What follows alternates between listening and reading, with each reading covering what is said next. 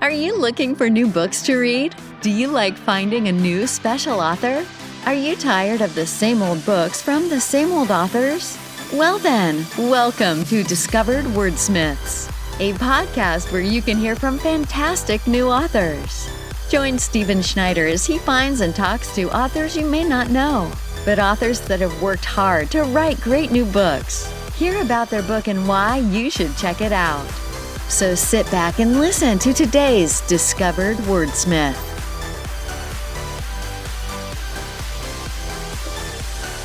All right, well, Janice, welcome to Discovered Wordsmiths. How are you doing today? Good, how are you? Not too bad, other than my mic not working correctly somewhere, but we got it going here, so we're good. Yeah, great. I'm so happy you're on the podcast. I heard your story about how the book came about in an author group meeting that we had in Cleveland. And I was like, oh man, I have got to talk to her for the podcast. So let's talk a little bit about you first and go into the story. You're from Cleveland. Tell us a little bit about yourself outside of your book and your writing. You mean now, present day? Yeah. Oh, well, that's a good question. I'm glad you asked. Outside of the book, but the book has been out for about 6 weeks now. Okay. So it's available. Okay. So I'm working on, marketing the book. The book was published. I have a publisher, Gray and Company. So I was very lucky in that regard because the publisher, I learned, does a lot. This is my first book, and it's just been a learning experience with a very steep learning curve. Got it. Things keep getting thrown at me, and my reaction is, "What? Really? You have to do that? Oh my gosh!" So I've been doing a lot of that and doing appearances and radio shows and podcasts. Okay. And my publisher and this PR person that the publisher hired, scheduling all kinds of stuff. So I'm heavily embroiled in that. So your book, your life is revolving around your book at the moment. At the moment, yes, it is. Yeah, and it's a whole new world for me. Got it. But it's your first book, which is great. And it's a memoir type book. Is that correct? Well, it's a true story. Yes. Okay. I guess we can call it a memoir. Okay. So why don't we hear a bit about that story? Because your book is based on something that really happened to you back in the 60s. And from that, we also know that you're a Beatles fan. So take it from there, because just to set this up, for the thing that I was like, oh man, I love this. You got rock and roll banned in Cleveland, the rock and roll capital of the world. That right there is a huge story. So tell us this story. Tell us what happened and how that led into the book. Well, the book, I only started writing it a few years ago. Mm-hmm. When Paul McCartney was coming to Cleveland for his one-on-one concert. And I heard him on the radio. And I said, oh my gosh, I can finally tell my story. Because when I was 16 years old, and I had this incredible adventure where my friend and I, we decided to leave home after the Beatles concert of September 15, 1964. And the very next day, we just got on a plane and flew to London. But there was a lot of planning throughout the whole summer. It wasn't just, some crazy notion. Well, yeah, it was a crazy. It's still crazy notion. Yeah. It was fulfilled within the law. Like we got passports, TWA tickets, one-way tickets to London, because my plan was that's where I was going forever, because I wanted to be where the Beatles came from, because their music was so incredible. They were happy, wonderful people. And my early childhood was not so happy or wonderful whatsoever. So I can see how that would be attractive, definitely. Yeah. So, So what happened then? I guess you were asking me about getting rock and roll and Beatlemania band in Cleveland. Yeah. Okay. Well, I learned that many people falsely believe that rock and roll and Beatlemania was banned when the Rolling Stones performed at the very same public hall that the Beatles had. Beatles had a very successful concert there, and the Rolling Stones were going to be playing there November 4th, and a girl fell from the balcony, and most people, they've written about, reported that that was the reason why rock and roll was banned, but that was completely not true. So I can easily set the record straight because there are newspaper stories that appeared in the Cleveland Press, and everything in my book is backed up by the newspapers, because when we left, we became international celebrities, basically. Everybody looking for us, trying to track us down. Scotland Yard, the United States Embassy, Chief Gaffney, the Cleveland Heights Police Chief, So technically you were runaways. You were 16, you left home, you flew over to England. You in your mind, you had it all planned out, but yeah. for everyone else, you were runaways. Well, that's the way they wanted to look at it. For me, I was running towards something wonderful. But I suppose, in the view of the public, the adult public, we were running. So, so that's what really happened was when we had to go to court when we came back. Well, before that, what did you do in England? You went over. Oh, you were over in England to look for the Beatles. Did you find them? Well, let's not answer that question yet. Okay. So I did all the planning, and my friend provided the bulk of the money. She decided to volunteer her college fund for our trip because she said, well, it wasn't her goal to go to college. Her goal was to meet a nice boy and get married and have a family. So she said, well, let's just use this money. So that's how we were able to buy the tickets, and finance our cute little studio apartment in the Notting Hill area, really nice.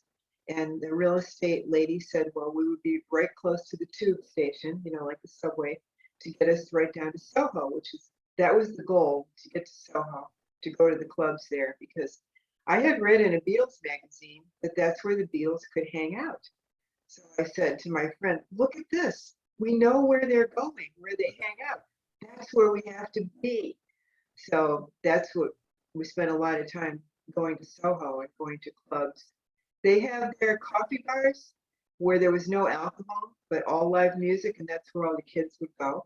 Nice. The music scene there was incredibly progressive compared to Cleveland. Cleveland was like a 0, and they were like a 20, because that's where it was happening, obviously. I mean, one club that we went to, we learned that the Rolling Stones had been the house band there just 2 weeks earlier. Okay. And now the Kinks were the house band. So we were right there where the music was happening, was bubbling over, and that's what life was like. It was a constantly exciting time there. Yeah, it was wonderful. I never wanted to leave. I'm living my dream, Right. I was very happy. And did you know everybody was looking for you, that people were trying to track you down? I had no idea. I thought the relatives I was living with, I thought, well, they're probably now relieved of their responsibilities, providing for me. I thought they would be happy, one less mouth to feed and all that kind of stuff. And that was the mind of a teenager, Right. So no, because we didn't watch TV, we didn't listen to the radio or read the newspapers. We didn't need to, because we were living the life that people would have been reporting about, that was us. Right. So what finally happened that brought it all down? Okay, so I had a boyfriend. His name was Mick. He was, of course, what could be more perfect than that? Right. He was a musician, and he was from Liverpool. So that was a beautiful thing. So we would go to clubs together, and Marty had his friend John, so the 4 of us would get together, and we even hitchhiked to Liverpool to try and see, at least the Cavern Club. So walking down the street, Oxford Street, which is like the main street there in London, I see a Bobby in the distance looking in my direction. And as soon as I saw that, I knew that there was going to be trouble. So, but the police over there, they were so nice. I couldn't even believe it. So he came over and he said, "Excuse me, miss, would you happen to be from the United States?"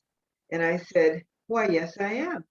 And he said, "Would you happen to be from Cleveland, Ohio?" And I said, "Why, yes, why do you ask?" You know, I think I'm so clever, you know. Right, right.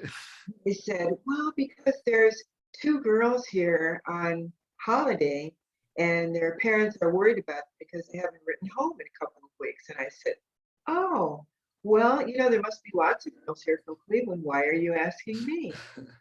He said, "Well, you seem to resemble one of them." And that's when it struck me. They have pictures. Oh my gosh. He kind of indicates that we need to walk over to the police station, just to check it out. So that's where we all go. And Mick and I are together holding hands. And Mick says, "Do you know what's going on?" I hadn't told him, the part two, or part B of why I was there. I had just told him that we were on holiday. I learned a lot of the English lingo, holiday really means vacation. So I said, "Well, I'm the girl they're looking for." So he didn't get mad or anything like that. He just said, "Well, you should have told me. I could have got you a job as a waitress on, the south end of London." This vision goes through my mind. Waitress? Wait a minute. I don't think I have that as my future. So we wind up going to the police station, and the Bobby points upward, and that's when I see these two huge missing posters, a picture of myself and a picture of Marty. Oh And I man. look up and I'm still trying to be clever, and I said, "Aha, now I see where the mistake is made. The resemblance is uncanny." So okay, so you just basically said, "I love the Beatles. I hate life here. I'm gonna go to England," and you're still trying to make everybody think, "Oh, that's not me." That's wonderful. That's what would they say? Some chutzpah there. I had a lot of that. He was mildly amused and basically directed me over to these two police ladies for a little chat. And Mick kind of fades to black. I don't know what happens because now I'm totally absorbed in what's before me. And so that's when they say, "Well, let's sit down and have a cup of tea and a chat." They're just so polite and nice over there. But that doesn't mean that they're not going to do everything they're supposed to do Right. for you. Not to you, but for you. So then I learned that I was going to have to spend the night. And that evening is when I learned that the police and absolutely everybody was looking for us, including the Beatles. Oh, And cool. that's what just blew my mind. The Beatles are looking for me and I'm looking for them. So it was the police officer up there who was in charge of the holding cell. He says, "Well, yes." He says, "Weren't you girls watching the telly or reading the newspaper or listening to the radio?" And I said, "No, no, we didn't have a radio. We didn't have a telly. And we certainly weren't reading newspapers over there."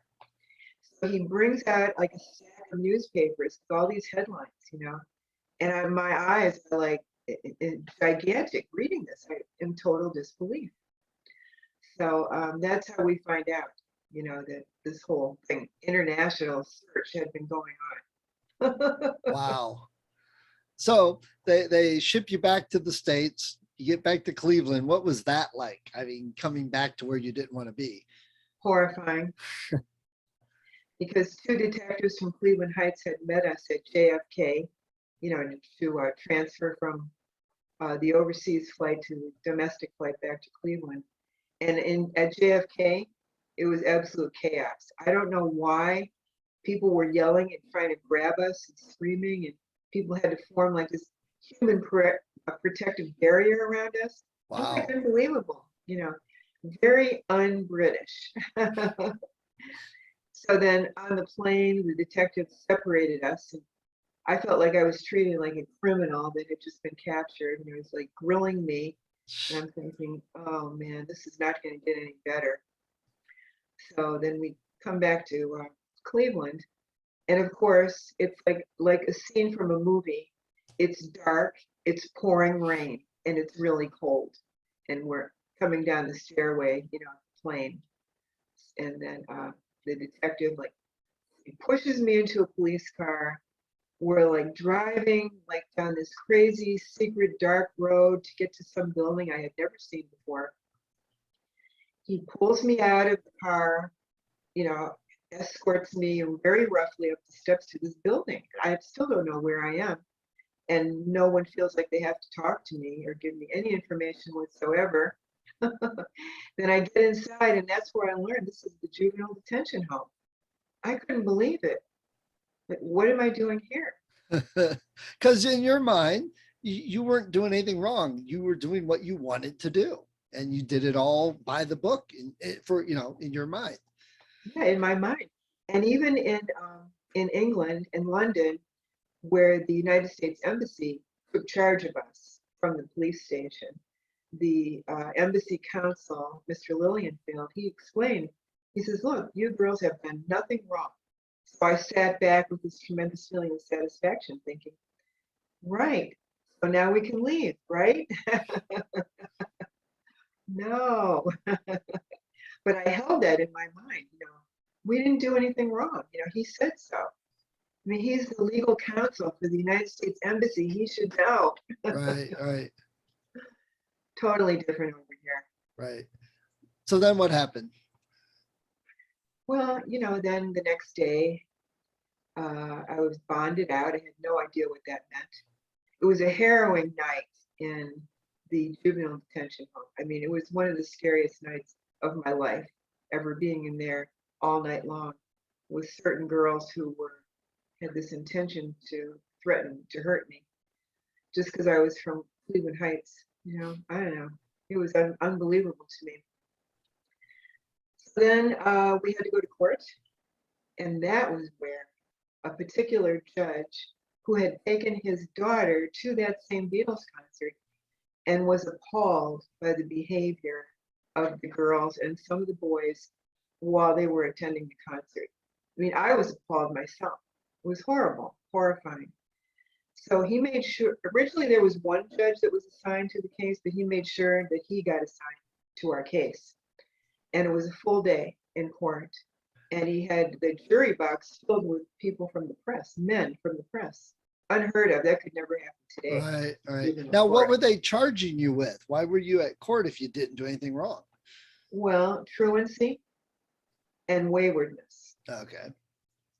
And plus, they needed to punish us, for what we did, all the trouble we caused and all that, We weren't just going to get away scot-free. Right. They were going to make sure they were going to really, really stick it to us, and humiliate us. And that's what they set out to do, and that's what they did. So, Judge Gagliardo, he made sure that everything was set up, all the news people were there, so he could make his speech, which was in the newspaper, about the evils of rock and roll music, and how before all this, we had just been like regular girls, never been in trouble before. But now look at us, Oh, man. evil. This sounds like a movie. I know it does. It should be, really. So yeah, I mean, it was just so shocking to hear all this. And yet when I heard that he had taken his daughter to the Beatles concert, I thought, oh my gosh, he loves the Beatles. Isn't that wonderful? Well, no, not really. It didn't make any difference at all, because we needed to be punished. And he made sure that they did that. No more music concerts or Beatles concerts or rock and roll or anything like that. And I had read in the newspaper that the Rolling Stones were going to be performing the next day, and that they had given us 2 free tickets and then a meet and greet afterwards, behind stage. And I thought, oh, wow, I didn't know that. I wonder who's going to take me. Not knowing at the time that nobody was taking me anywhere. So after his speech, which was all in the newspaper, the next day, the mayor of Cleveland, Mayor Lokert, based on what the judge said, backed up Judge Gagliardo and said that this type of entertainment, held no value to the community whatsoever. And Beatlemania and rock and roll concerts were banned. That was it. So you and your friend got rock and roll banned from the rock and roll capital of the world. Gone. That's it. So, We did it. So you mentioned before that it was more like they were using you for their own agenda. It's like, oh, we've got the perfect excuse now that people will back us up to ban rock and roll. It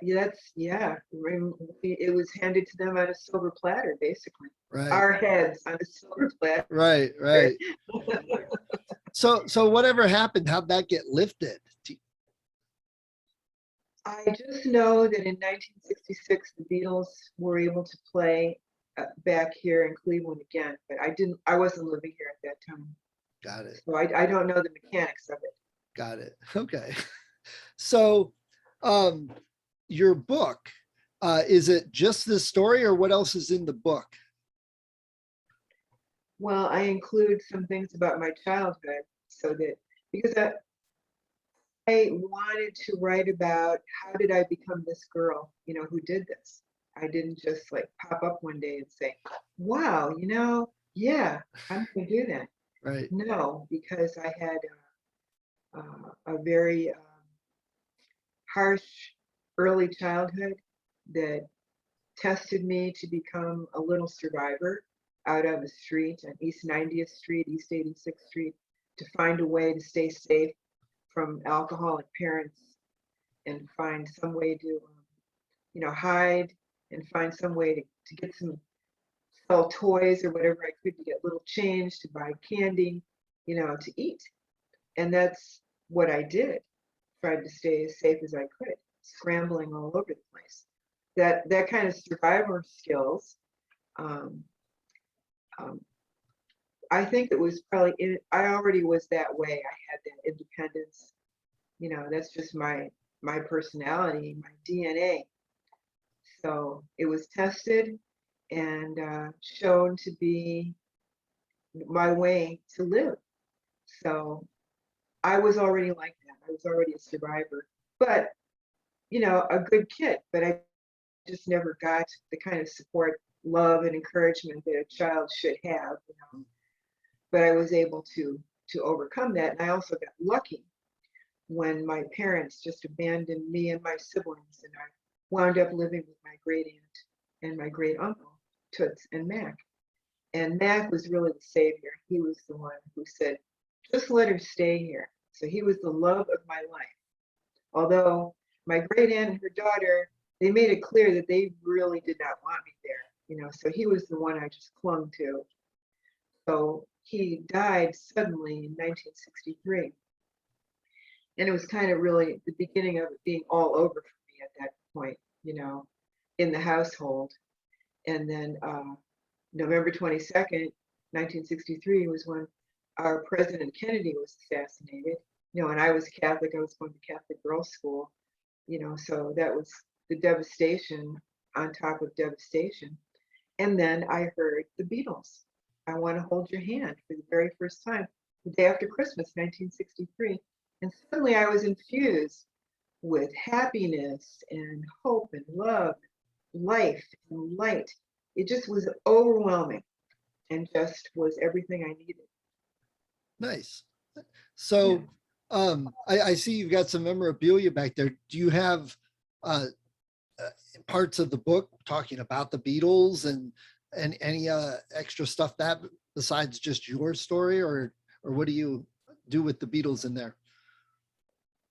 I just really tell my story as I go Okay. along, and I hope, like it's true story, true to life.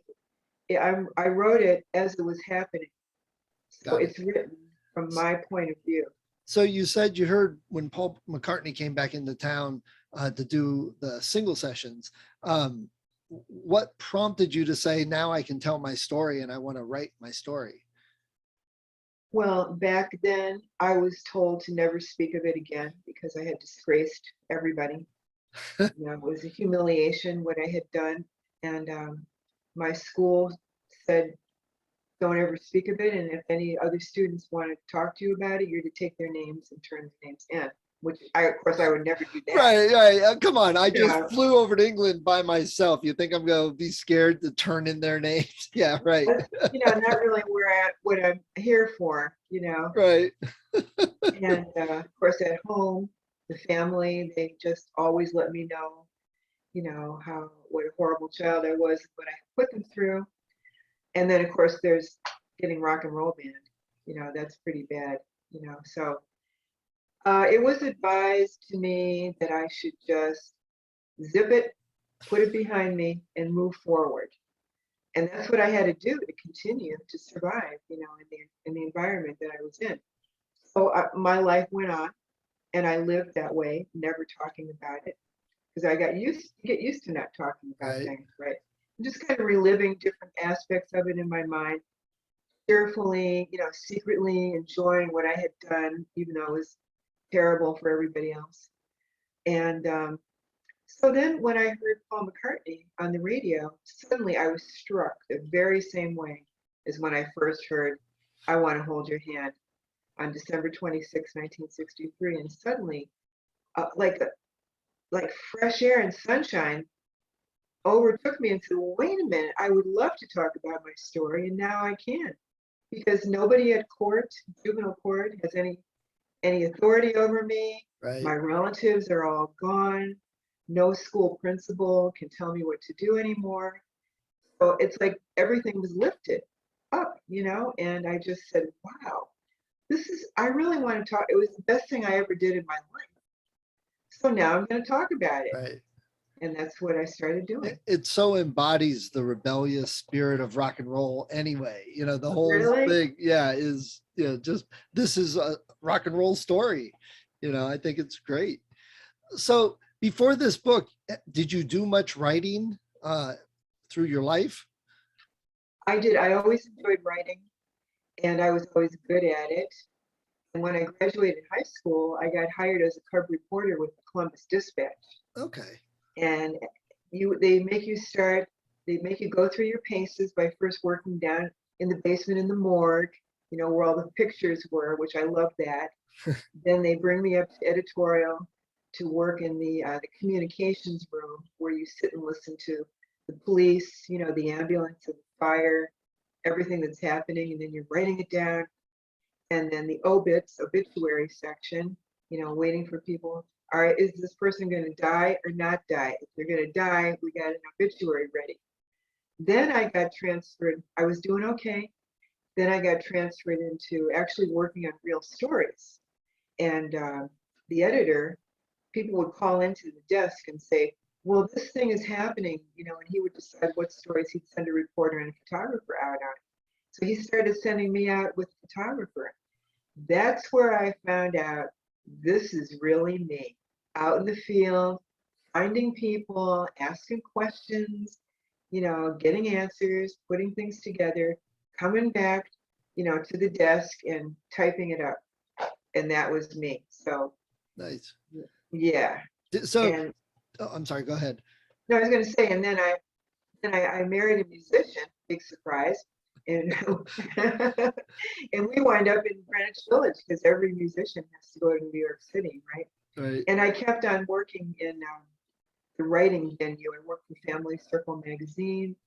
I worked for different financial newspapers, and we lived on Staten Island. And I wrote for several small Staten Island publications where I had carte blanche to go out and find stories and develop them and write about them. So I was Nice. doing that.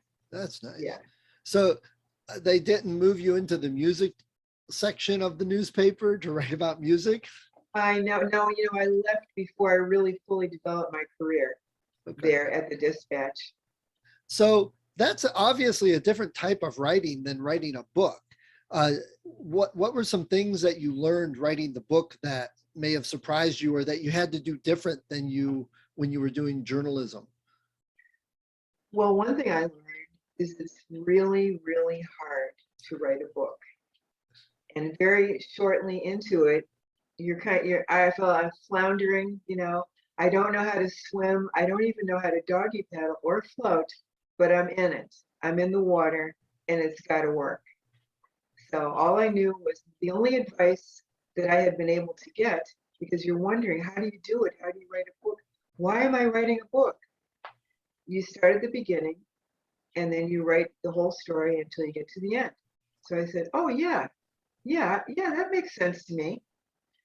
But doing it, that is really, really hard. You can start off pretty good, and that's what I did. I kind of started off in all different ways, and I figured I'm really onto something now.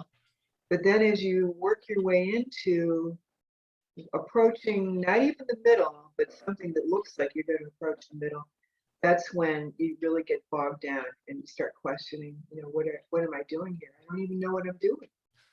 So you have to be brave and really believe in your story that you want to tell. Like, it had to be really important to me to get this done. I made a commitment to the Cleveland Writers Group. I don't know if you were there that evening. I was there when you were telling your story. Okay. Well, the story in 2016, and one of the pop music writers, Chuck Yarborough, he interviewed me because Paul McCartney was not doing on any one-on-one interviews. So Chuck gets in touch with me and he says, well, you're next in line. I'm going to interview you. McCartney's out, you're in. I said, okay. Well, hey, that's not bad being second to Paul McCartney. I was pretty happy with that. Yeah. So the article appeared, in the Sunday big section with all the stories about the concert and everything. I thought, it's like 3/4 of a page. So I was pretty overwhelmed just by that alone. And even at that time, I hadn't decided I was going to write a book. The goal at that time that everybody thought was that I should meet Paul McCartney. That's the only thing that would make the story complete. Right. So the plain dealer kind of got on this mission of how are we going to get the two of them together, Janice and Paul. And so I didn't really have a total plan at that time about writing a book until somebody up in Canada who was a Beatles historian, he wanted me to tell my whole life story to him. We were on the phone for like over 3 hours. Wow. The whole thing, He said, okay, now all you have to do is write it down. He's the one that made me know it was a book, right? I said, what do you mean write it down? He says, it's your story, it's a book, don't you understand? And I said, no. He says, well, you got a great book there. I said, okay. All right. And that's how it got me started. So I brought the newspaper story into the writers group, and I stood up in the middle and I held it up and I made a promise that I was going to write my book. So I had made a commitment now to a lot of people, and I don't back down from commitments. I wasn't raised that. I was raised, good Catholic, honest, hardworking girl, Irish, So that's important for other authors, because sometimes I know authors struggle with, I'm not ready yet, I'm not done, I can't publish it, I've got to do this rewrite, I've got to change this. They go on, and literally it could be years. So you made a commitment and said, I've got a deadline, I've got to make this happen. That's right. And then, no matter what. But that's also something you're from your journalism background too, because you had deadlines you have to meet to get it out, right? Oh, you got deadlines. You got to meet them. Otherwise, what are you doing there? Right. So that was ingrained in me. So you're with a small press out of Cleveland, is that right? Gray and Company. Gray and Company. Yeah. And so just what are some of the things that they did to help you get the book out, and what are you doing now to market and get the word out? Well, so we did a lot of brainstorming, I had already done a lot of brainstorming because originally I was trying to get a literary agent, and I followed all the recommendations for all the work you should put into it. I had like a 40-page proposal ready, books that are like yours, all this kind of stuff, So I had that, and David Gray, who's the publisher, we decided that we would break some of those categories down and start a campaign to try and get people who would actually be advanced readers of my book to try and get blurbs from them. So I refined my list for authors of Beatles books, kind of similar to mine, although there really aren't any similar to mine, but just people in the Beatles world that I thought maybe we could send out an email saying, would you please read my book? And, we'll send it to you. If you could think about writing a blurb that we could use. So that's kind of how it started out, to gather those people. And I can imagine that's interesting because there's a lot of memoirs of popular musicians. So you got people that like to read memoirs of some of their favorite musicians, but you're on the other side, you're a fan that had a life experience that's centered around the Beatles. So that, yeah, I can see how that could be an interesting challenge to find good marketing and, people who are the right target group for that. Yeah, Have you done that, or has your publisher been helping you with that? Kind of both? both. Yeah. Like I would say, I think we should try these people, and then trying to get the right pitch in an email to send out, and then change it a little bit for each one. You have to make it personal, and talk about what they had done, and tailor each pitch to each potential author that you hope is going to want to do this. Right. And then the advanced review copies called ARCs, ARC. So that's something that the publisher already prepares, to send out. And that's kind of how we started. So what type of feedback have you been getting from readers? People are saying they start reading it and they can't put it down.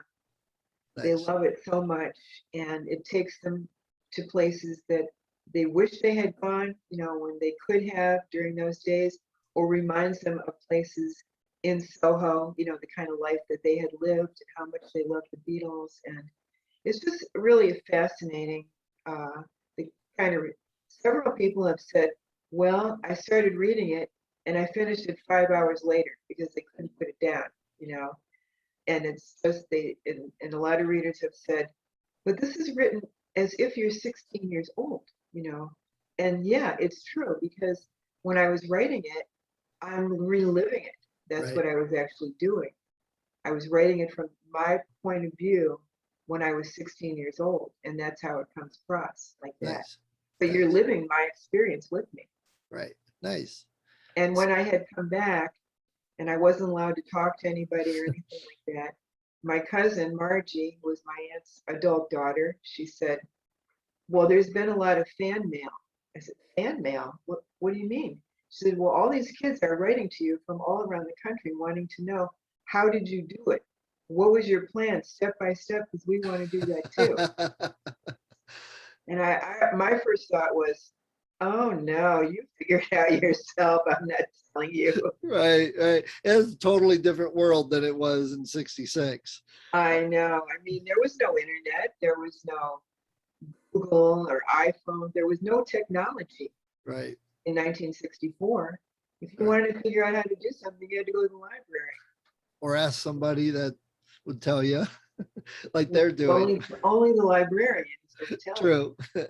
So you're working on marketing this book. Do you have any plans to write another book of something? Maybe instead of nonfiction, a fiction book, or do any more writing? Well, I had and I still do, a pretty extensive and incredible career as an investigator.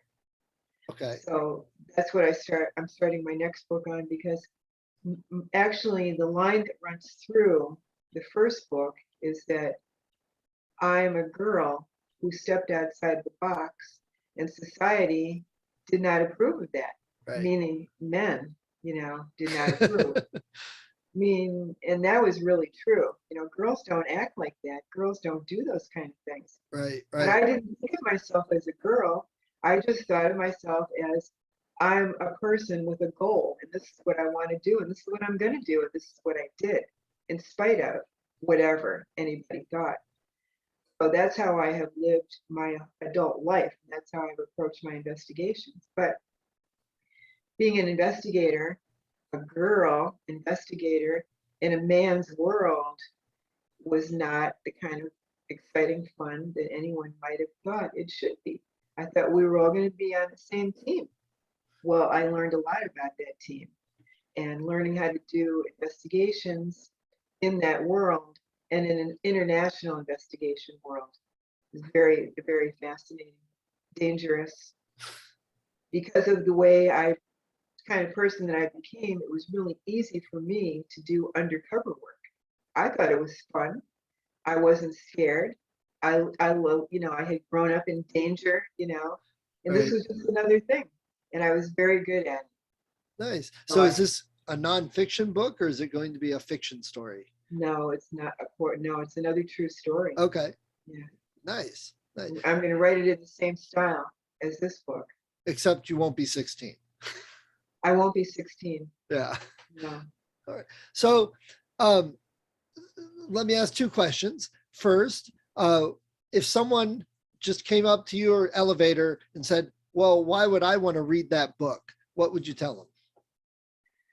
I'd say, well, you probably want to read it because it's going to be one of the most intriguing, interesting adventures, that you could be a part of. If you come along with me on my story, you're going to live in an era where there was actually much more freedom than what we have today.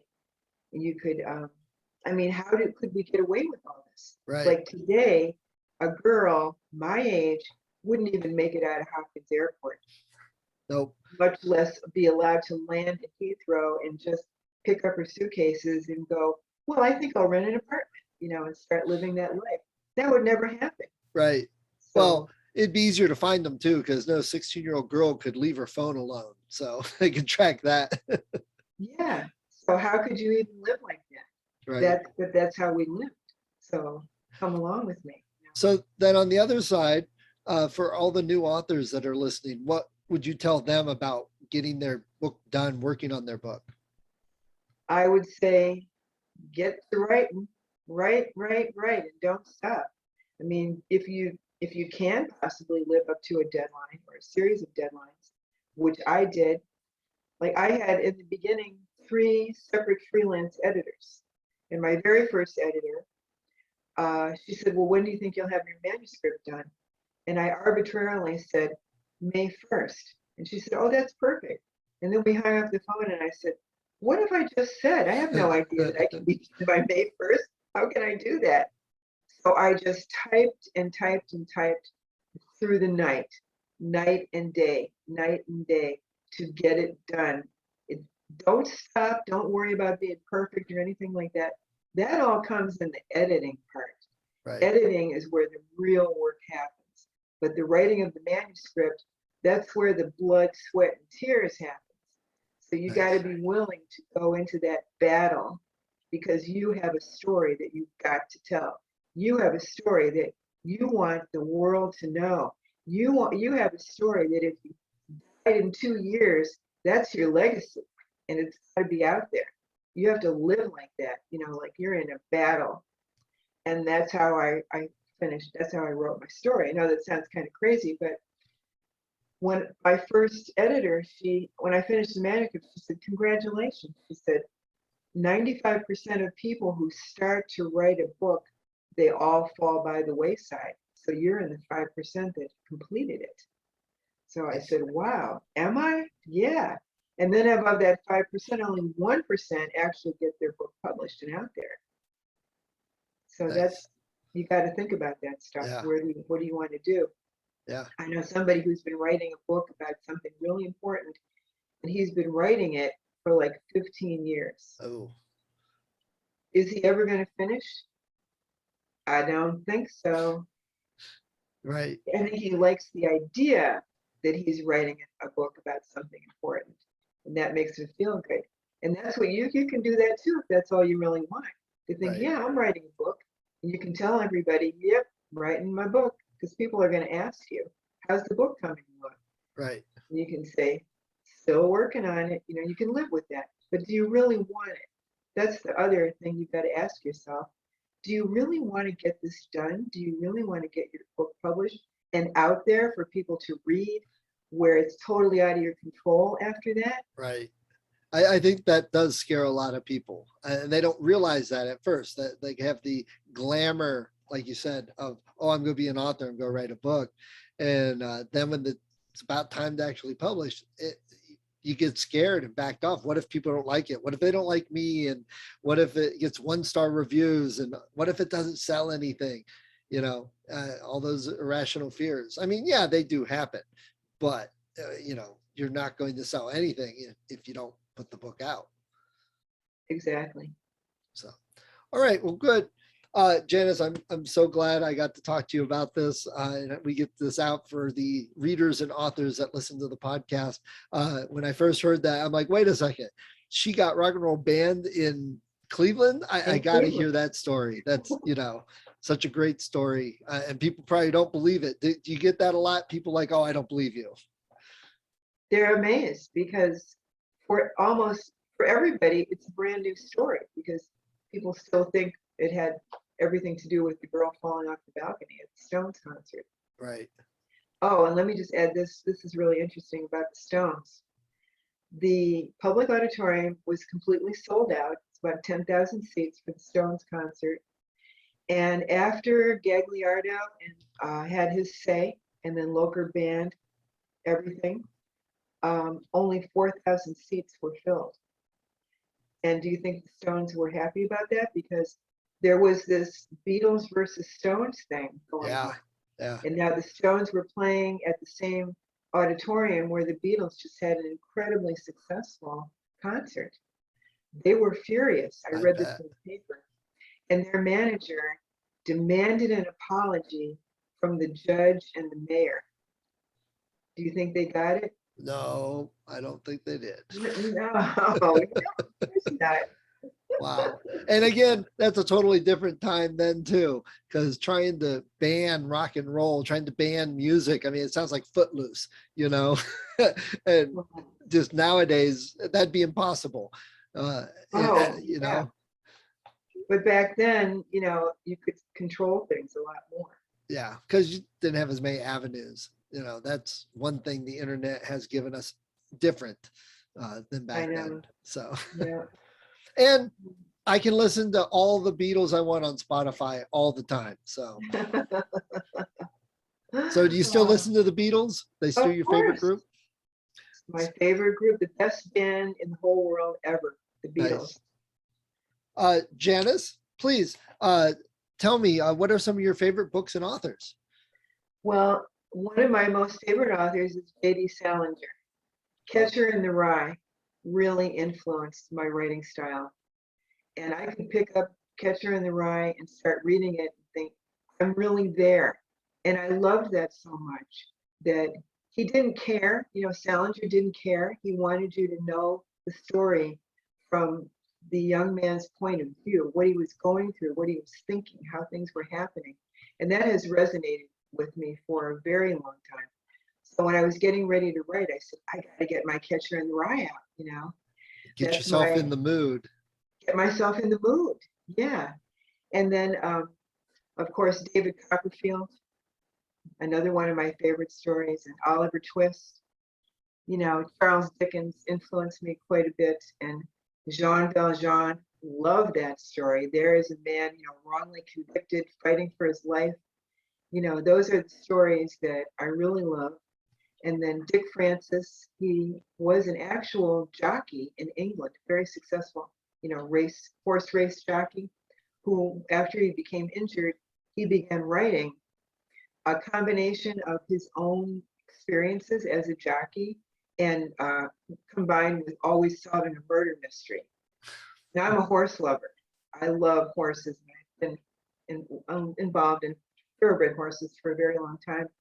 So he really resonates with me. And then of course, Nancy Drew. I love Nancy Drew. And then the fun part that I like comic books when I was a kid, of course, it's a girl hero, Little Lulu. Little Lulu, I love Little Lulu. Love Little Lulu. She was smart, resourceful, nobody could kick her around or tell her what to do.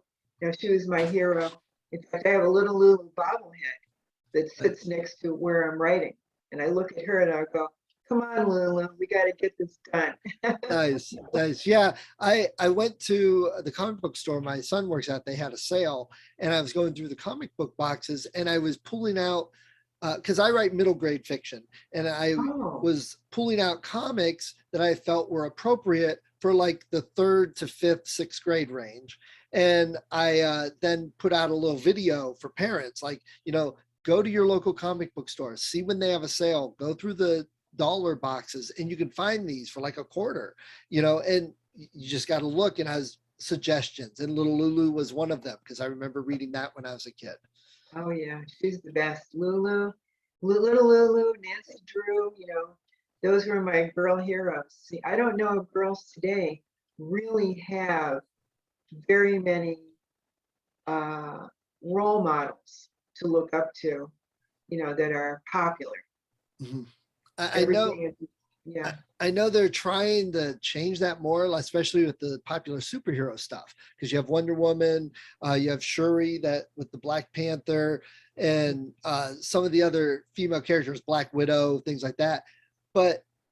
And I'm not saying that's bad, and I'm not saying they shouldn't do it, but I want to see more female characters, like you said, Nancy Drew, doing something other than superhero.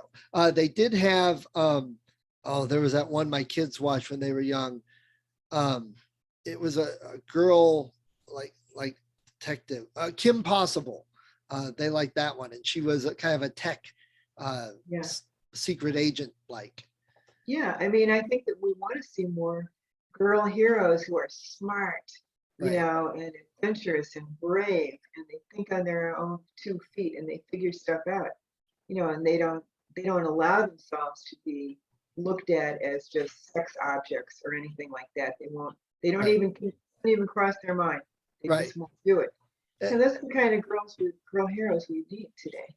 I agree. I think we'll get there a little bit. I think it's been starting, but it's just such a big push. People, I think, are afraid to not make. If you're going to have a female character, you have to make her the forefront. You have to make her strong. You have to make her a superhero, because I think they're afraid that if they don't, people will say, well, why didn't you make her bigger, stronger, faster, smarter, whatever. And I think that'll balance out over time too, that things will settle down with that. And I'm not saying we should keep writing all the a white male in charge of everything.